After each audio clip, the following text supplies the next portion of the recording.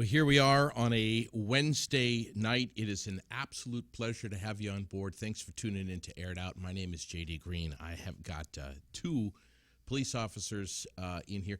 Do we say police officers or do we say trooper? Is it inappropriate to say officer when it's a trooper? That's my first question of the night because it just popped into my head.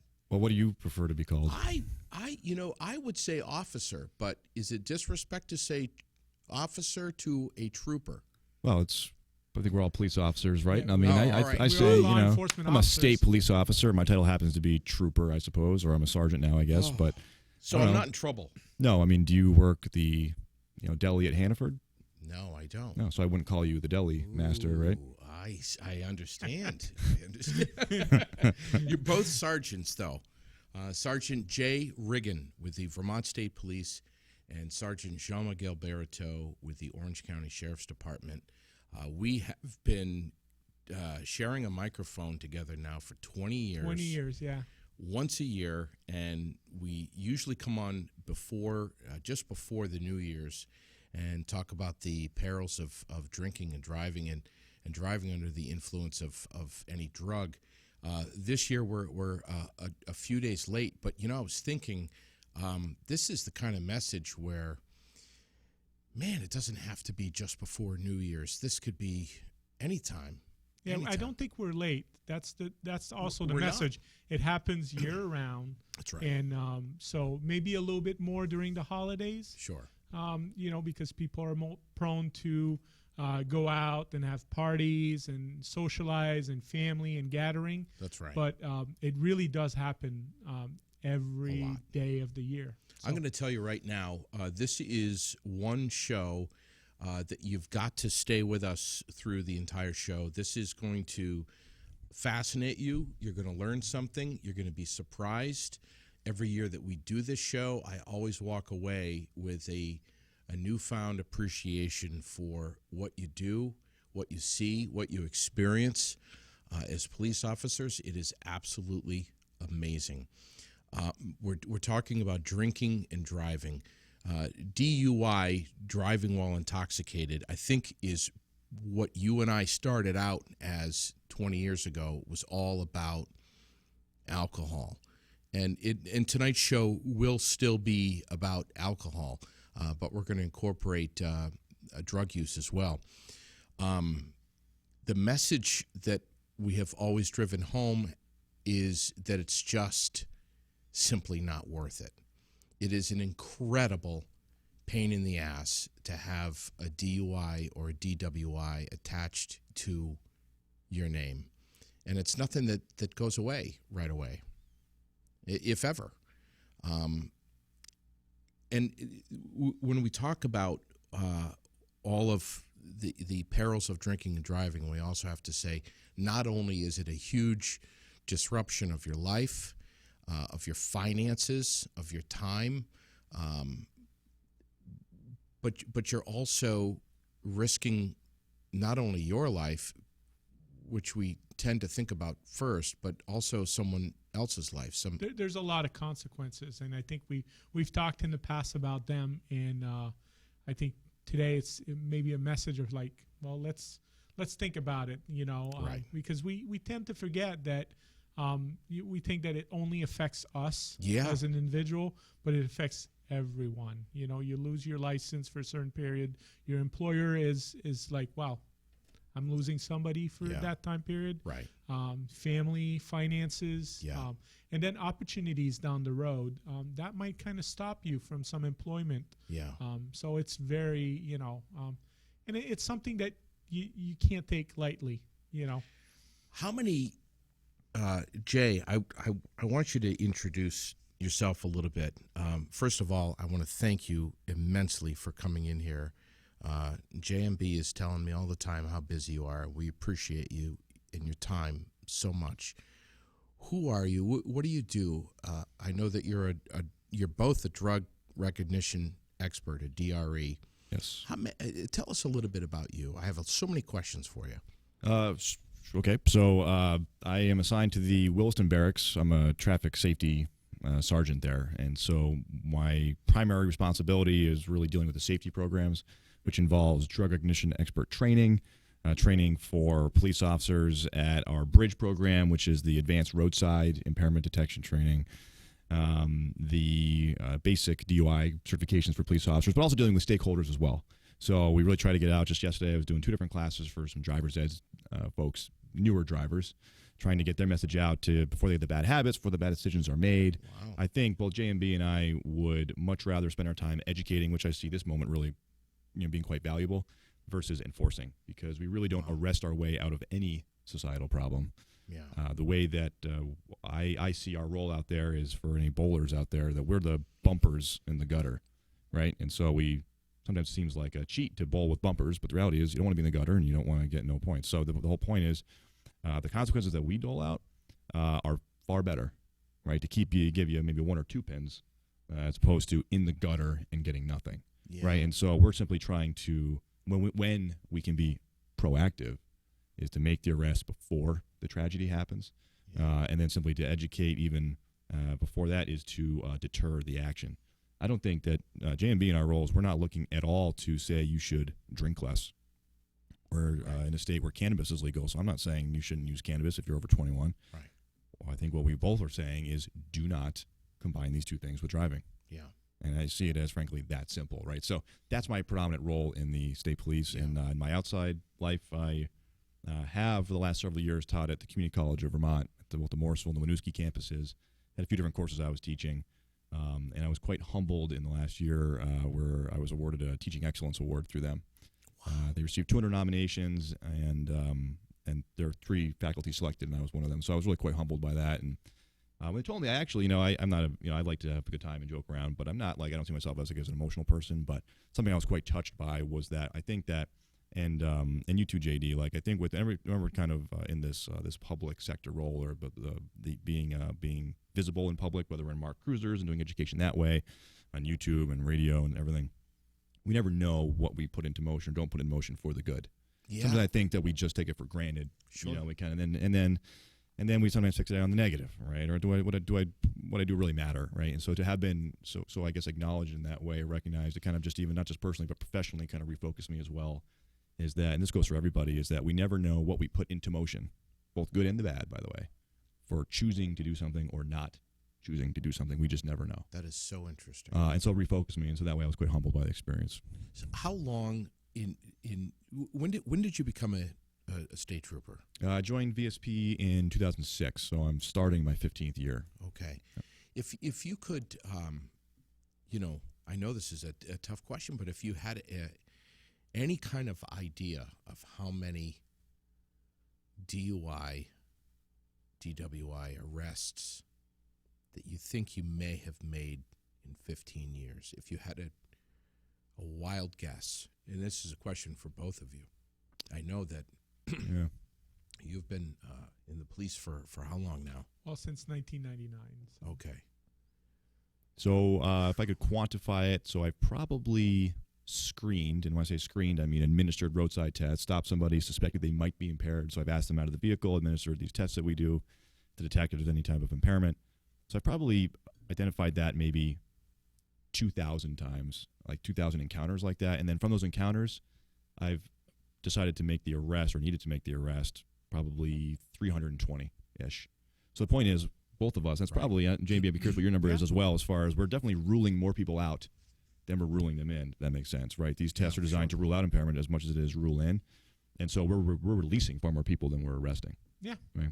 And sometimes there's other circumstances, other reason why, they may be driving erratically. It could be a medical. Right. People have medical problems that lead to, not being able to, safely operate a motor vehicle. Right. There might be other things. People Distracted reaching, by the cell phone? reaching Absolutely. for a cell phone, reaching for something. And then you see something that obviously is something that you need to take action and stop them, Right. and one thing leads to another. Right. Or they're just tired. Could be. They're just tired, which let's be honest, can be just as bad, right? Oh yeah, Absolutely. it is. Absolutely. I just went to a training not too long ago, and they said that people that work like 12-hour shifts, in some areas like, paramedics and Nursing. firefighters or, and people that work 24 hours, that it is comparable to a certain degree alcohol level. Sure. So Oh, yeah. that's something that we need to think about. And then you throw in a little bit of Mother Nature, and that just, wow, man. Sure.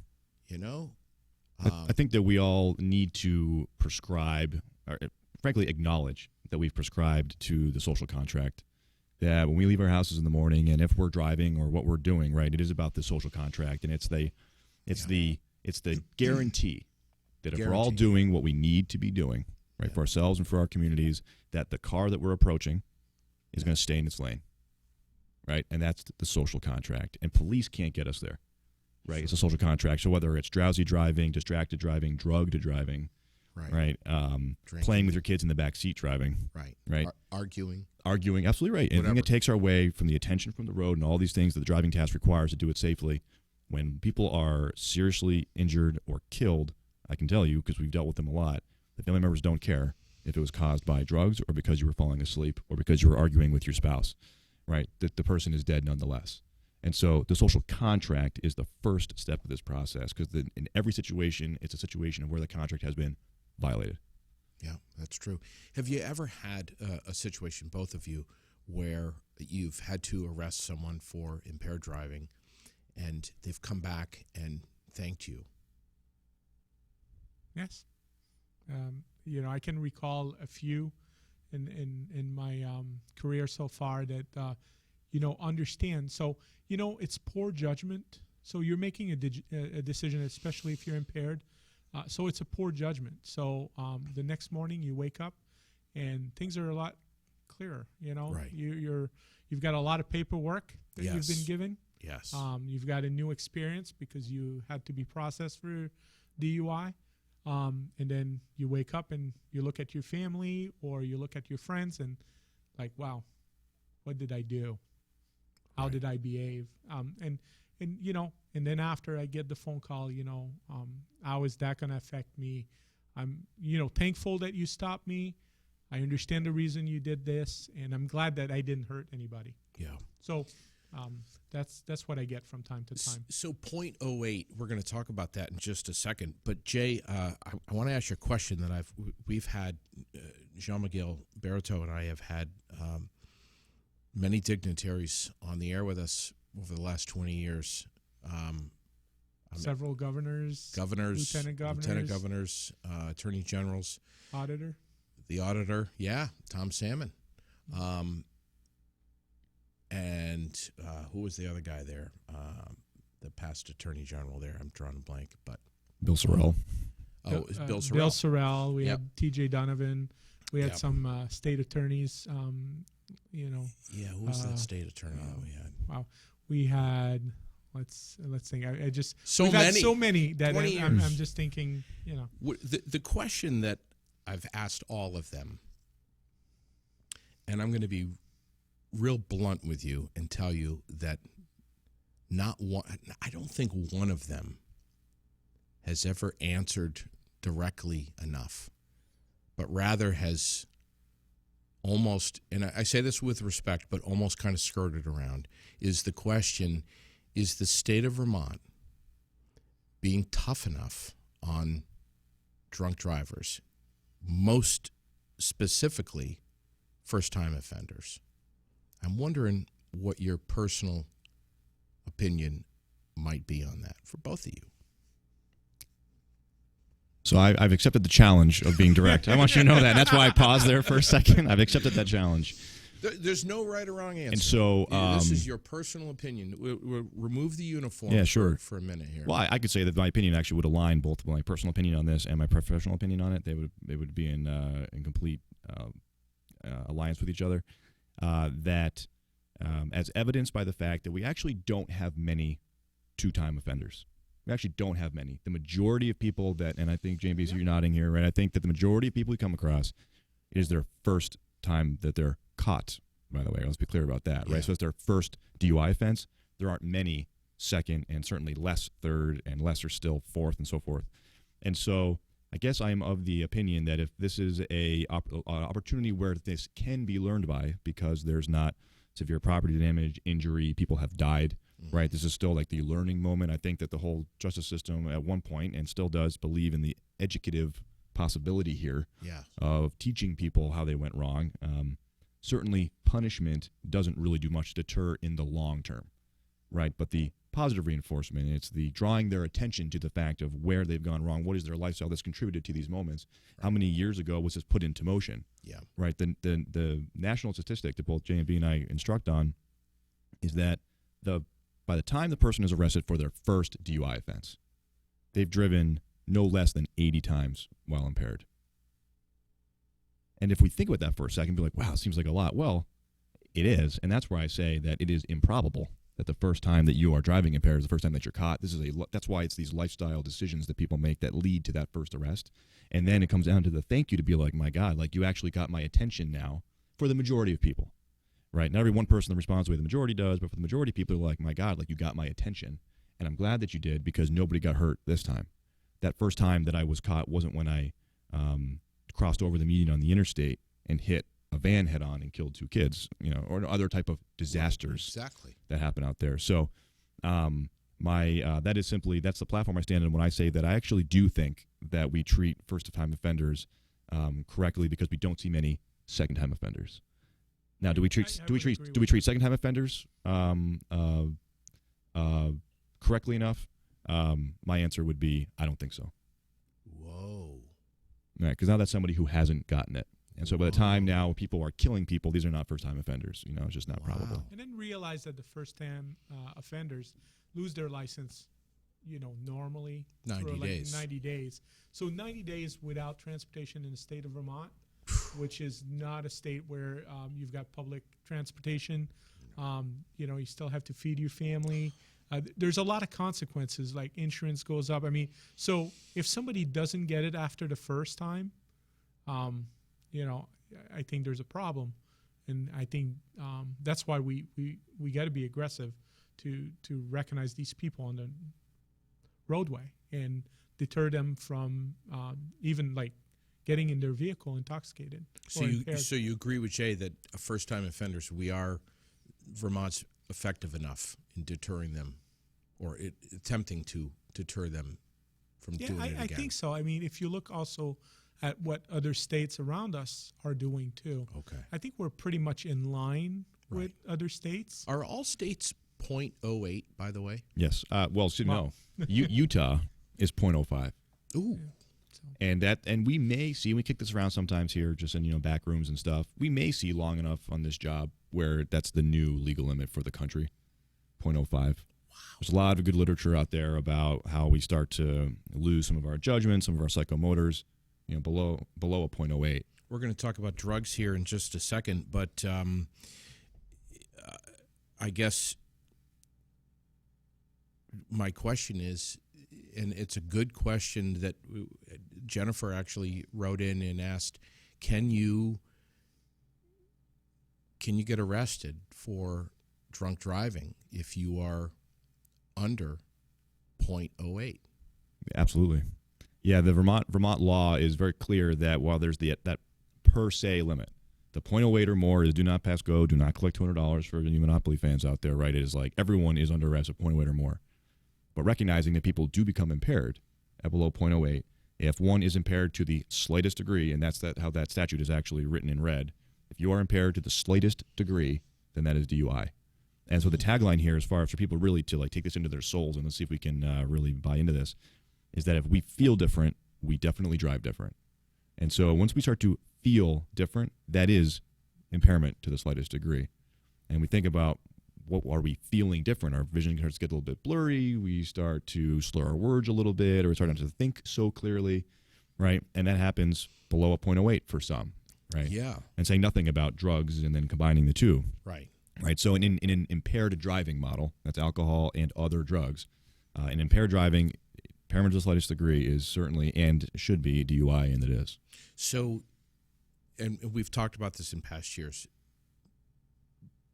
but it's always worth repeating. So if you are pulled over and for possible impairment, and you're put through a field sobriety test, which you fail, but you're blowing a .06 or an 05, you can still get arrested for DUI. Well, it's not a pass or fail test. Thank you, J.M.B. That's very important to felt understand. my heart skip a beat there for a second. Yeah, I don't want to think of it in terms of pass, fail, for God's sake. Because the first question that we're asked, on the roadside, Right. and is the operator looking at us, is like, did I pass or did I fail? Yes. And it's not about passing or failing. So these tests, they do a lot of stuff. We look at different things, but motor skills, the way you're, but we're also looking at like the way that you conduct yourself, your mental capacity. Yeah. And it's all like together. It's a divided attention test. Yeah. Basically, that's what it is. So we're looking at clues that indicate impairment. So, and all these clues that we're looking at sums up, the more clues you have, Right. the more, I'd say, it's easier for us to understand that the impairment is probably there.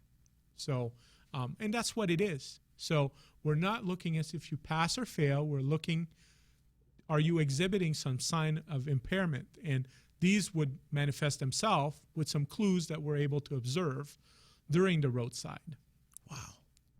That is so fascinating. That clears up a lot. I mean, I think there are so many misconceptions about that still. Every state. You remember all the misconception, like we have like newspapers article about what you have to do, like Yes. get some peanut butter, get a penny, cotton. You remember that Canadian guy? Yes. Who ate his underwear. Yeah, because it was cotton in the back of the cruiser. Because A for effort. A for effort. Yeah, peanut butter, the copper penny. How many, like a cold shower, the like cup how of many coffee. coffee cups can Yeah. you drink? And you've done just a fantastic job over the years talking about this from a biological standpoint, how alcohol gets absorbed into your body and how your stomach will release the food, which has got the alcohol with it.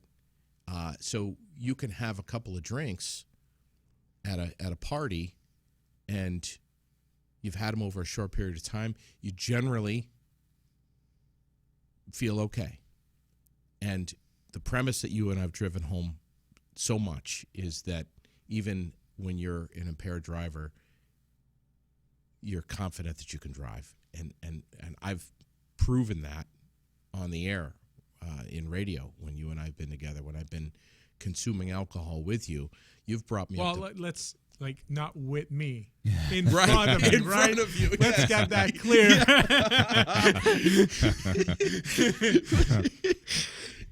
But, there was no question at all that I felt confident enough to drive my car home. And I probably could have done it safely.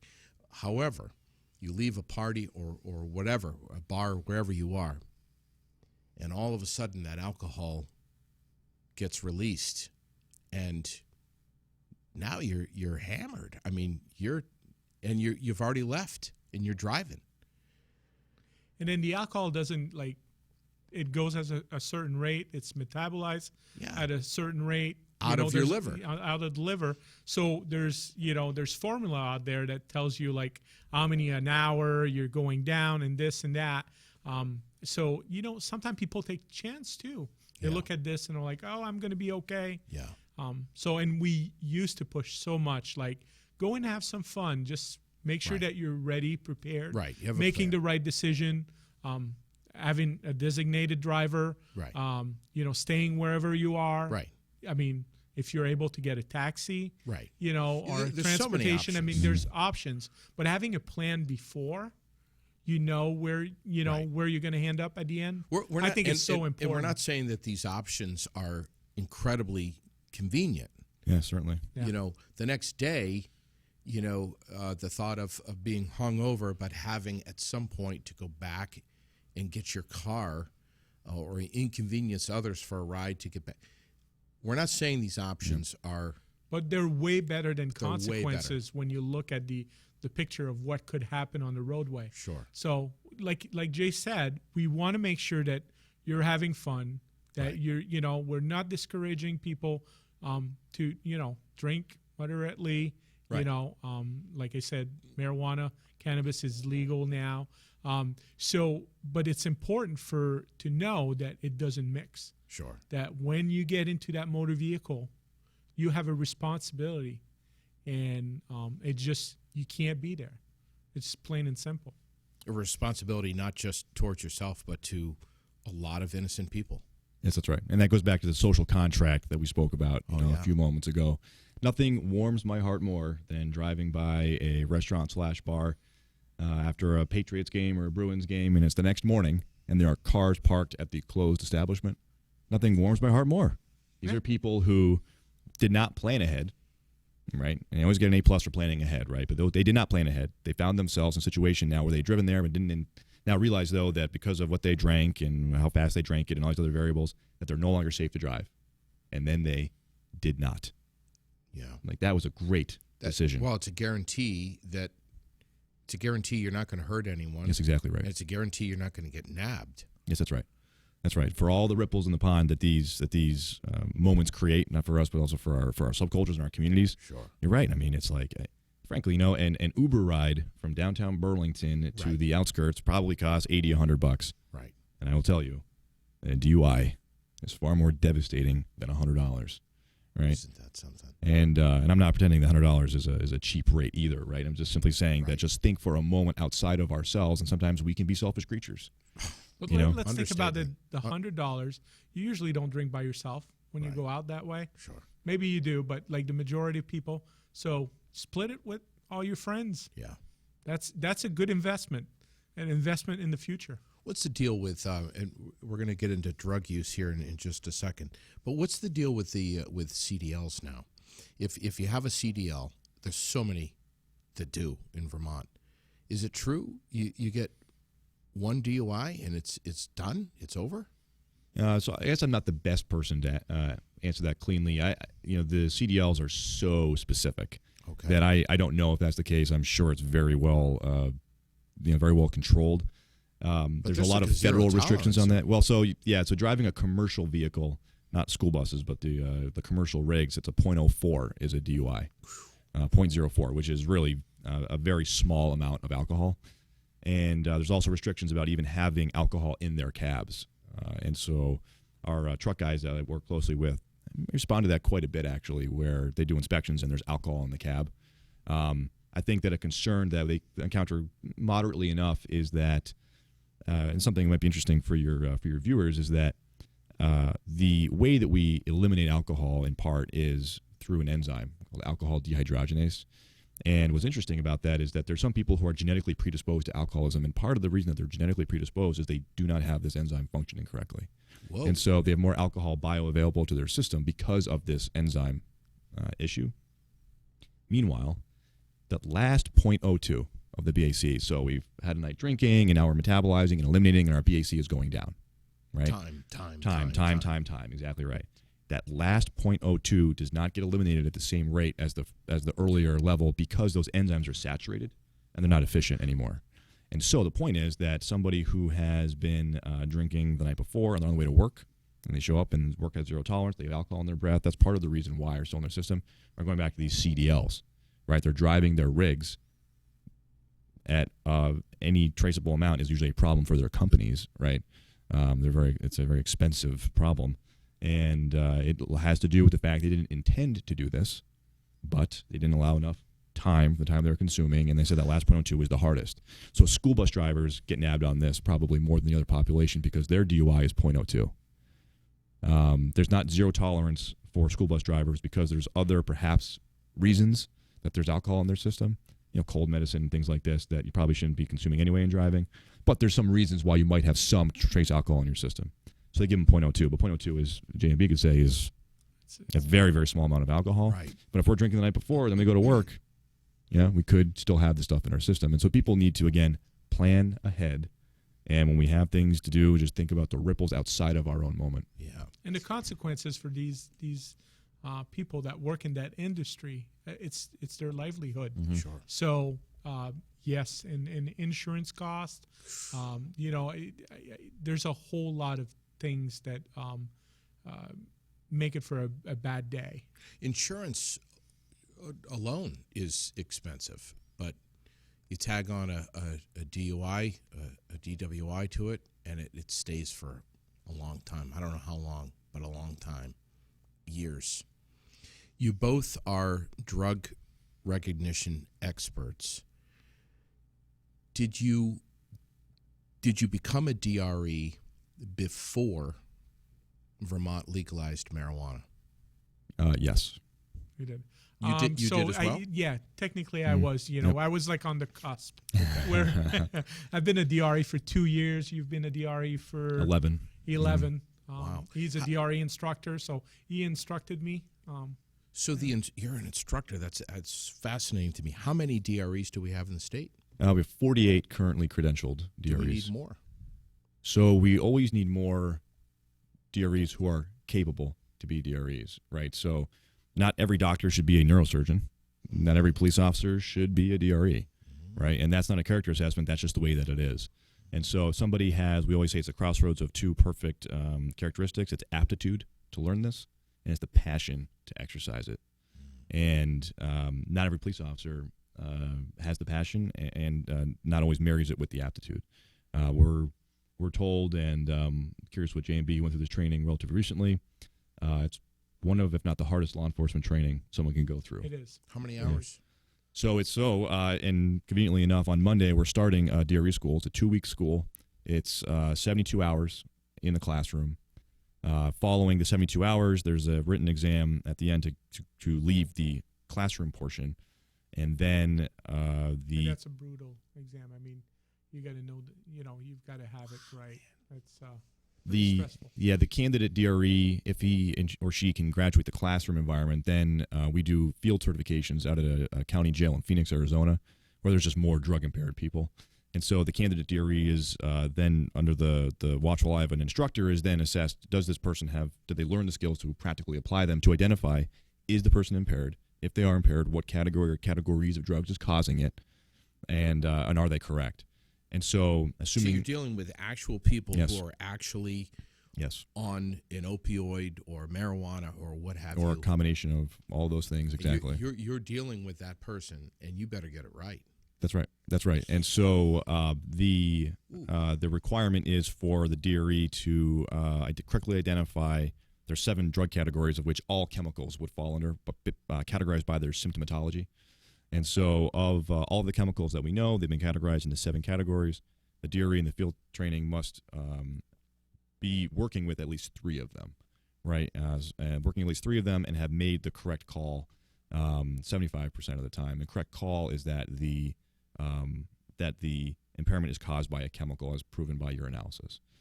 And so if they can't do that, they don't pass. It's just that simple. And then if they complete their field certification successfully before they can actually be state certified and internationally credentialed, it's an international credential that we hold, they have to take a final knowledge exam. That's what John Miguel's talking about. And this is where it takes people really no less than 4.5, 5 hours. Sometimes we've had a student in the past, it took them 10 or 12 hours to complete this exam. There's no time limit. It's a knowledge dump to prove to us that you are an expert with this material, that you understand this. And so we give them a series of scenarios and applications and interpretations for them to prove to us that they're worthy of the designation of being credentialed as a DRE. Can you give us a scenario of something that you can think of off the top of your head? I know I'm putting you on the spot, where you really had to think outside the box. In terms of recognizing an impaired driver, where when the window opened up, wasn't something obvious like booze or pot. Let's say so. The most complicated stuff that we encounter are when we're talking about polycategory use. It's people who are mixing combinations, because some of these, when you mix substances, sometimes it enhances the effect, sometimes it pulls against the effect. And so when it pulls against the effect, that's when it gets complicated. And so no, I don't think that, I wouldn't say that DREs think outside the box. I think that we follow this standardized protocol. Yeah. And as long as we maintain our discipline, I think the interpretation ends up staying pretty true. but I won't pretend that it's easy. No, it's not easy. I mean, we have some really good pharmacists, untrained pharmacists, in the population, which they just know what to use and how much to use, and because this is what they want out of this, drugs or alcohol or mixing. So it can be a challenge, but nothing lies. You take something in your body, the body responds a certain way, and that's what we are trained to.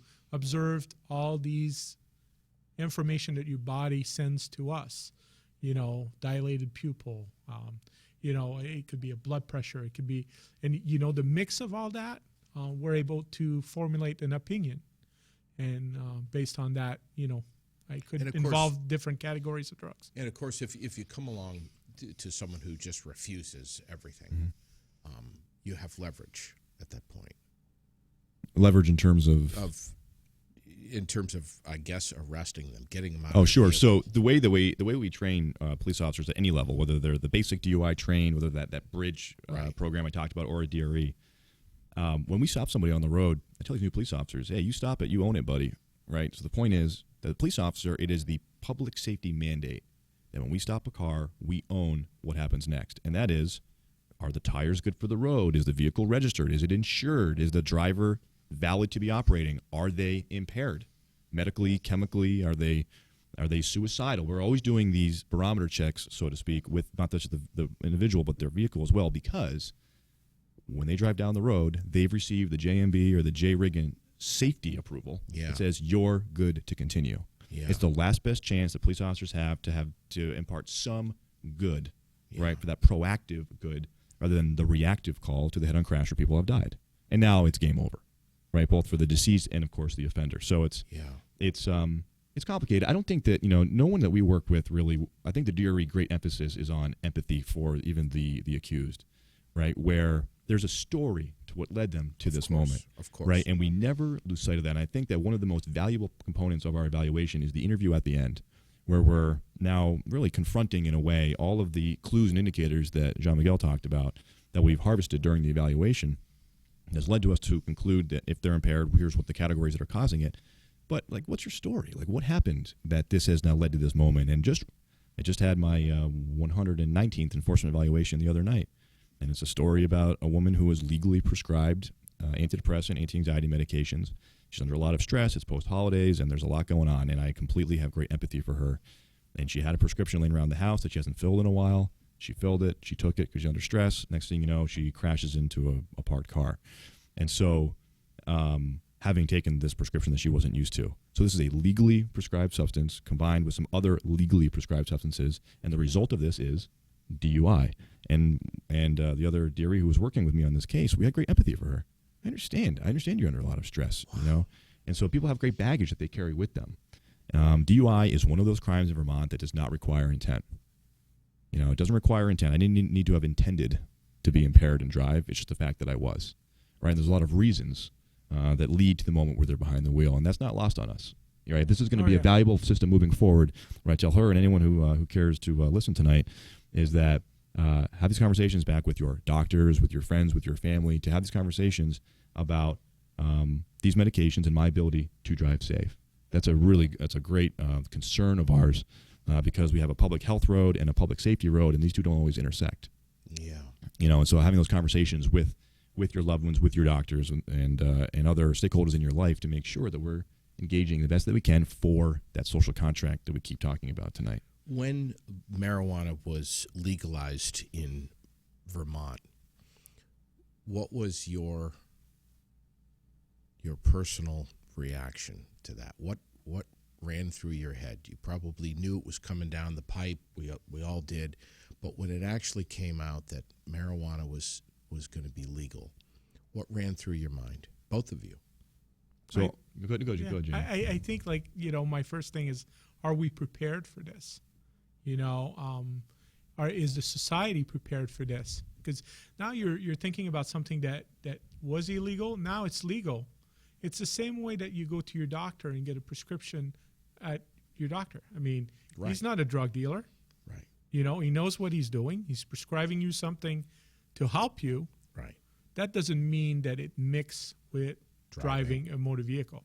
So I think the message, the population maybe got, well, now it's legal, so I guess I'm okay.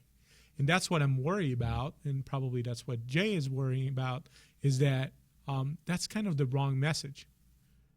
So no, it doesn't mix with operating a motor vehicle. That's the bottom line. It just doesn't mix. You can't be on the roadway if you're taking any of these, and it impairs you. So you knew at that point that your DRE training was going to be utilized very much. Well, it was going to be utilized very much, but even as a road officer with just a basic DUI class, I'm able to observe that something's wrong. I'm able to look at the operator and say, whatever he took does not mix with driving a motor vehicle. There's too many clues. There's, and then we have the A-ride portion, which is a transition kind of, for the road officer to become more knowledgeable, or to be able to detect more use of, with some drugs roadside. And so every full-time police officer has to have that class within 3 years of their original certification. So there's a lot of knowledge out there, like police officer-wise, to react to situation where they encounter possible impairment, either alcohol or drugs. Yeah. So, but again, it's like my first question I had is like, is that going to generate more work? Are we going to see it more? Because people are going to think, well, now it is legal. So if it's legal, that means it's okay, right? So, I mean, and I'm sure Sergeant Riggen's got maybe the same, or you can add to this, because he's seen the status, the what it does and the numbers a little bit, and so. I think, it's interesting. I look at, laws need to change over time. Laws are a reflection of societal mores, and those societal mores do change as time passes. And so Vermont, that shifted, right? And so they legalized cannabis on the basis of that, the societal the change. And so that's where we're at. That's fine. I think I was simply just concerned about what in this legalization process, right? What was the message that got communicated to our youth? I think that is like the greatest barometer of us, as what message do our kids around the dinner tables take away, and the news stories and the conversations in the hallways at school. And so my greatest fear, and this is a fear, is that the Youth Risk Behavior Survey that Vermont puts out every 2 years, they just finished one in 2019. The data we have is from 2017, that at twice the rate, it's 14% to 7%, that high school age students report driving after smoking cannabis over drinking alcohol. And that, to me, the perception of harm is a great problem. Wow. Right. So that is what they have perceived in this conversation, in their own analysis, in their own self-reported studies. And so, to me, that is that's the alarm bell for me. Yeah, and some of the message that's out there, the same way that if you use cotton, put in your mouth, have coffee. I mean, so there's things like that are coming out. Yeah. But for marijuana. So, sure. I've sure. heard things like, it just relaxed me. It relaxed me. Yeah. Makes me a better driver. I'm more relaxed. And we know, in fact, that that's not true. I'm just going to jump in, John Miguel, for a second, because this is an area that's got my attention right now, is that in the year before legalization, the Vermont DRE program, through toxicology, and not every one of our cases gets toxicology, because of refusals and other variables, okay? And so the Vermont DRE program with toxicology had approximately, it was 70-ish DUI drug cases where psychoactive cannabis was in the blood. Okay, so these are impairment cases where there's psychoactive cannabis in the blood. In the year since legalization, that number increased 200%. You had over 170 DUI cannabis cases. This is national? That's Vermont. Ooh. That's Vermont. Okay, so in that way, the program has seen an increase in DUI drug cases. And I'll just throw one more stat out there as far as just this highway safety messaging that we're sensitive to, is that the word is definitely out on alcohol, and alcohol fueled crashes definitely rule the day with crashes. Okay, but when we're talking about fatalities, right? We had 44 fatalities with an asterisk because technically there's still, say, 3 more weeks for the end of January, and if people who have died who are critically injured right now, that will add to that number for reporting purposes. So we're at 44 right now for 2019.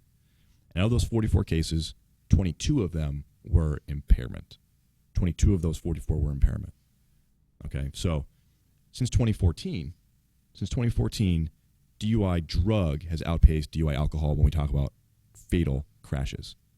Okay, so of all of of those 44 fatalities, This is fascinating. of those 44 crashes, okay, 38% of them this past year, 38% of the total fatalities were DUI drug.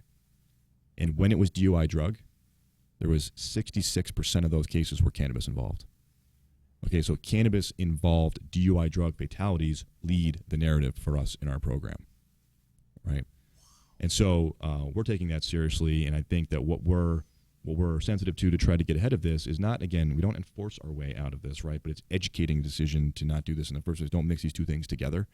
And so we're looking at increasing the cannabis impairment specific detection for road officers, who are not DREs, right? Who are not DREs. Who are not DREs, right? So the majority of the police in Vermont are not DREs, right? And so we need to try to train these men and women, elevate their knowledge about what cannabis impairment looks like, but also educate the public about a well-substantiated study and practical experience on the road is that we can have, when we talk about Vermont, that Vermont likes to combine 2 substances. We like to drink alcohol, and we like to combine that with cannabis. And what is alarming here is that a otherwise non-impairing level of alcohol combined with what is otherwise, by itself, a non-impairing level of cannabis together is synergistic and causes impairment. Isn't that amazing? Right, and that's the nature of cannabinoids in our nervous system. And so this is not Jay Riggen or Jean Miguel talking about reefer madness and you use cannabis, you're all going to become zombies, right? Right. No.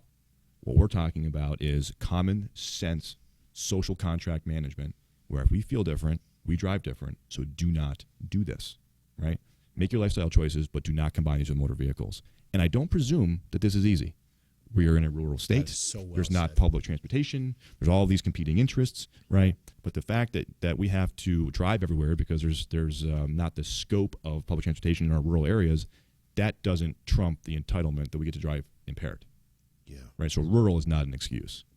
Right. Rural is not an excuse. You know what? Things are different than 20 years ago. Sure. That marijuana that used to be consumed Sure. today is way more potent, you Yeah. know. So it takes less. Yeah. Right. Of course. Exactly. So what about? So I want to ask you about opioids, but just to kind of try to wrap up a little bit on marijuana, can I put both of you on the spot and ask? And if you don't feel like answering this question, that's fine. Dumb move that Vermont legalized marijuana? I'm not talking about drive-in or anything. I'm just talking about the law. Your personal.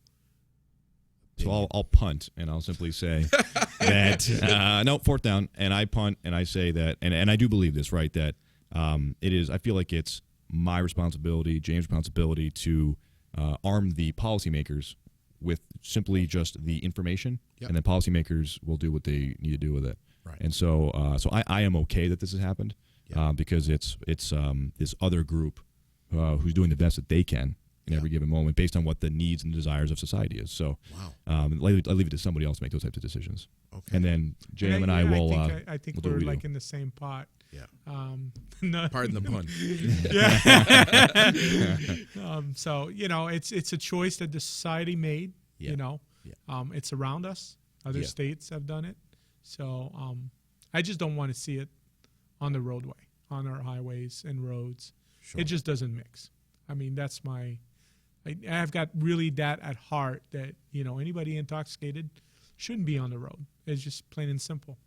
I know I kind of asked you this earlier, Jay, but do we need, we've got 48 DREs. Do we need 100 in Vermont? Do we need 150? So it's interesting. I would say almost not necessarily, right? Conversations we have in Montpelier with the legislature is, should every police officer be a DRE? And for all the reasons we've talked about previously, they just can't be is the reality of it, right? And so that said, though, we definitely need more DREs in certain areas, and that's what's got our focus. Okay. Right. Chittenden County has a lot of DREs. Central Vermont is okay, not great with numbers. Northeast Kingdom is light. Southeast is light. And so in this school that we're hosting here starting next week, we have 12 candidate DREs, and I'd say half of those address some of these areas of need. And so that's more what we need is a geographic equity, and then and that goes further than simply needing more. So I feel like when we reach try to quantify it, then that's when errors get made, and we don't want errors. Opioids, huge problem in Vermont, becoming a bigger problem almost every day, it seems that it goes by. You cannot open up the newspaper today and not read about something to do with opioids here in the Green Mountain State. Totally different from cannabis, but what are you guys seeing out there on the roads? Well, what you're saying is there's a lot of focus. What people have focused on one problem rather than focusing on the big problem. Yeah. That's my personal opinion. Looking at everything, I mean, yes, there is opioid addiction. There is, we see it, we encounter it, but it's one part of many drugs that we encounter when we do our enforcement. So yes, it is a problem, but there's a bigger problem also. There's a bigger picture, Yeah, I think that's very well said. Yep. It definitely has our selective perception, right? We're talking opiates, and so we're talking opioids and how did we get here, and these are all very honest and true questions that need answers. But meanwhile, when all the attention is been put on opioids, it's not news to J.M. for certainly, is that cocaine and crack cocaine is rampant in this state. Vermont, by the way, is top 3 in the country for cocaine use per capita. And that's, I see a look on your face, that's news to a lot of people because that's not what has our attention, right? Opiates and opioids has our attention, right? And so that's the whack-a-mole of the criminal justice system where a lot of our resources are attended to here. And so this other dark subject matter is able to rise. And then I am absolutely have no concern that someday that will actually get the spotlight, and then opioids will come back, or the next thing, whatever that is, right? Yeah. Mm-hmm. Have you guys ever sat down and watched the show Drugs, Inc.? Yeah, I see it sometimes. Yeah, it's interesting.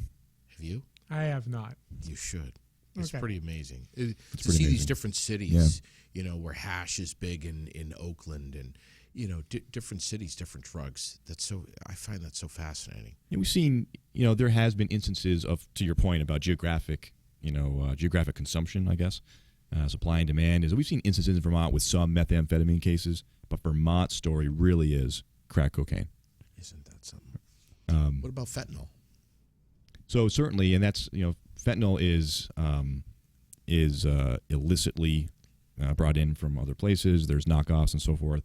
And that tends to drive a lot of the overdoses that we're talking about, or things get packaged as one thing when really it is actually fentanyl. Yeah, right. And heroin.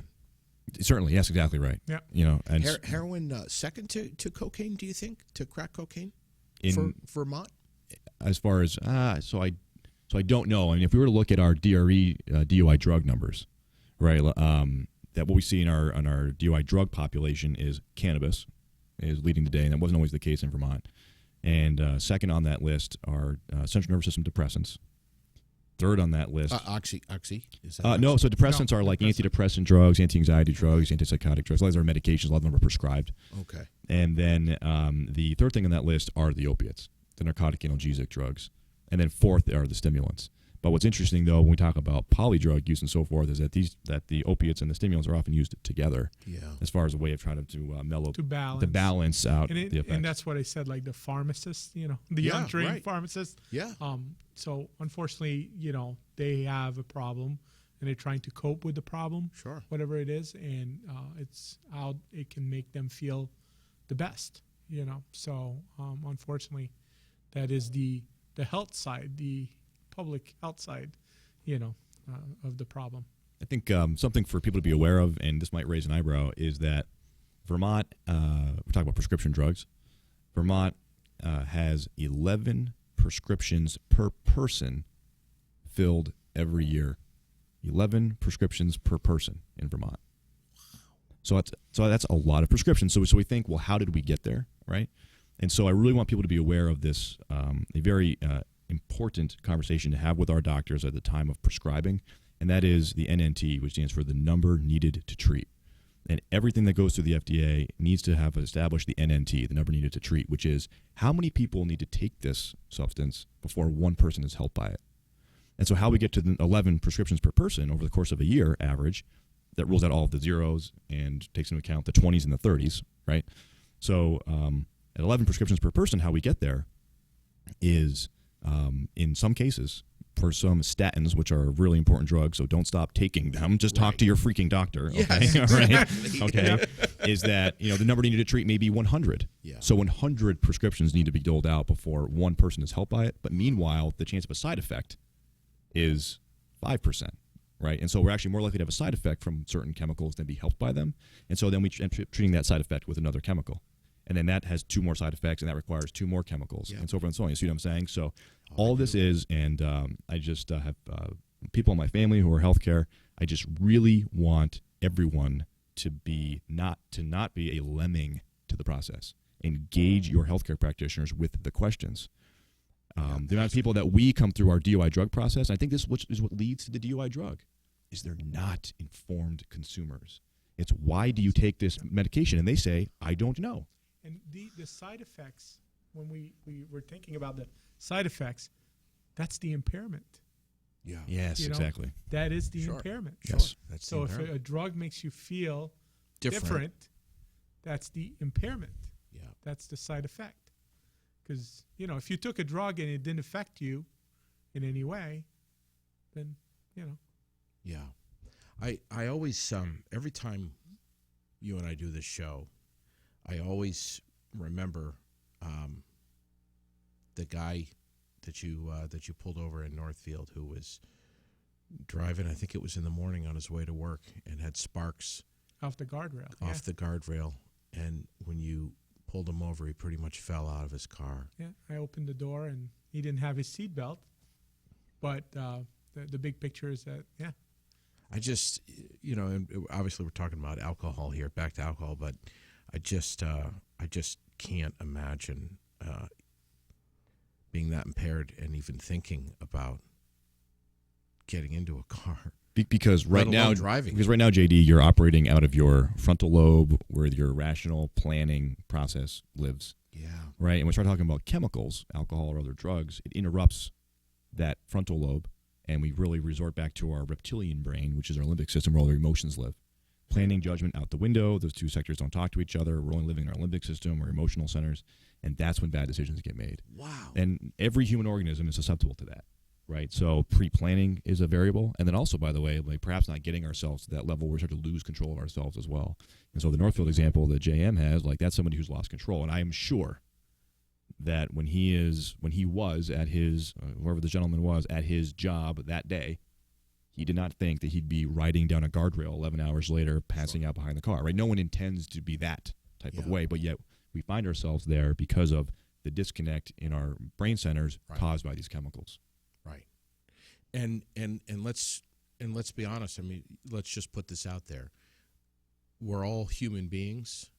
This can happen to any of us. Absolutely. It's everyone's responsibility. It's everyone's responsibility. It's your responsibility, but it's also my responsibility if I see something to intervene.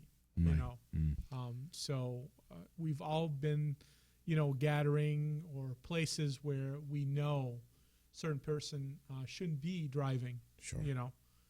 So we need to stop them. We need to voice our concern and for my safety, their safety, do something. Yeah. Great message. 30 seconds to finish up. What's the for each of you, what's that final point that you want to drive home? What could it be?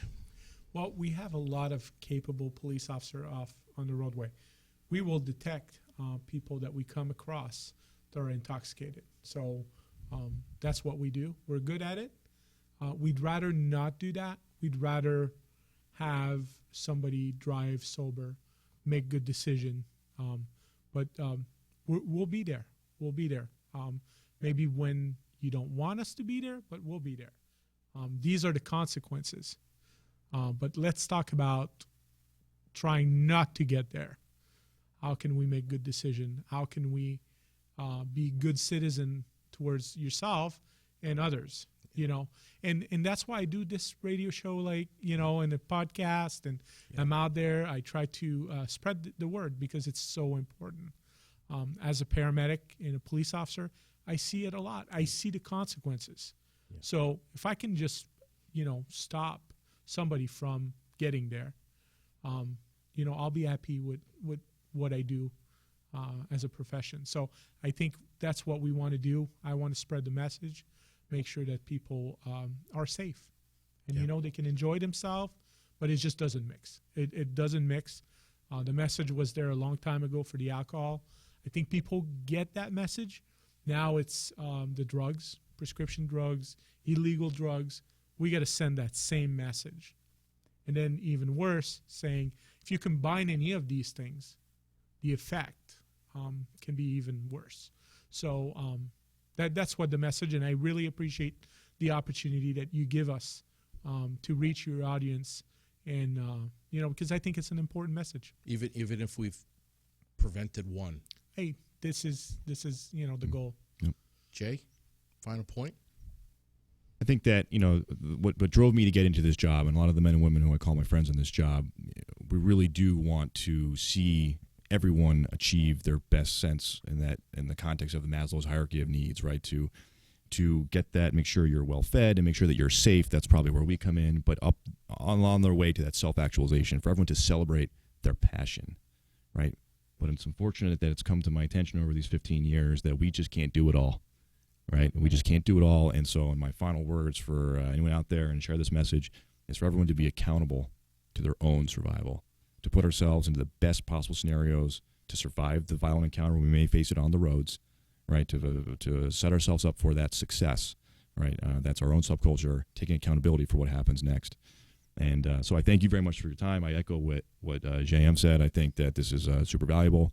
And like I can learn through that CCV teaching award is we never know what we put into motion. And so I thank you for the platform to be able to have the conversation with you and your viewers. It's a great achievement for you to have helped us bring the message well, thank you, gents. And, we should say anyone who is watching, listening, who has any kind of message of public safety that they need conveyed, you've got the platform right here at Aired Out. That's why we're here.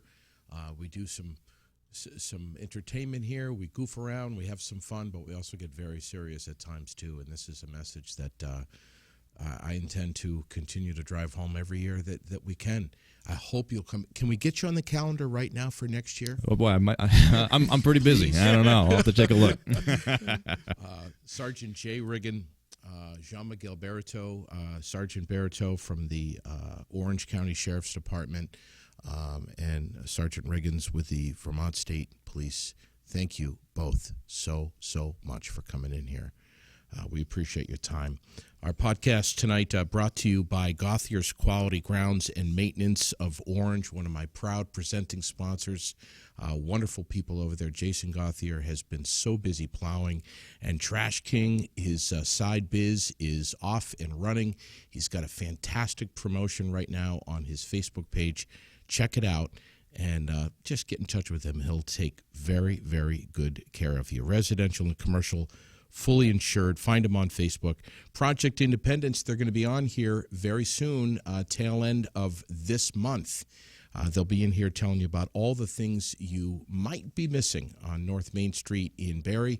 Project Independence, Vermont's oldest and first adult day program, and they are wonderful people over there doing great things for the community.